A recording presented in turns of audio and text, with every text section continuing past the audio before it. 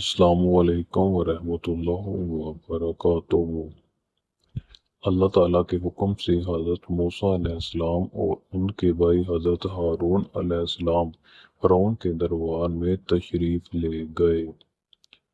دونوں نے نہایت نرمی، وقار اور حکمت کے ساتھ فرعون کو ایک اللہ کی عبادت کی دعوت دی اور اس کے ساتھ مطالبہ کیا کہ بنی اسرائیل پر ہونے والا ظلم بند کر دیں۔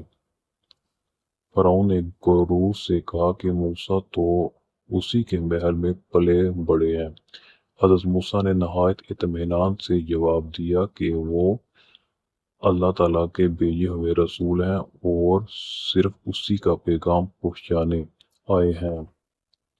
پھر حضرت موسیٰ نے اللہ تعالیٰ کی عطا کردہ نشانیاں پیش کی، لیکن فرعون نے حق کو قبول کرنے کے بجائے انہیں جادوگر قرار دیا۔ اپنی حکومت اور ریب کو برقرار رکھنے کے لیے اس نے اعلان کیا کہ وہ پورے مصر کے ماہر جادوگروں کو جمع کرے گا تاکہ ایک بڑے مجمع کے سامنے مقابلہ ہو سکے۔ اس طرح ایک عظیم دن کی تیاری شروع ہوئی۔ جب سب کے سامنے حق اور باطل آمنے سامنے آنے والے تھے۔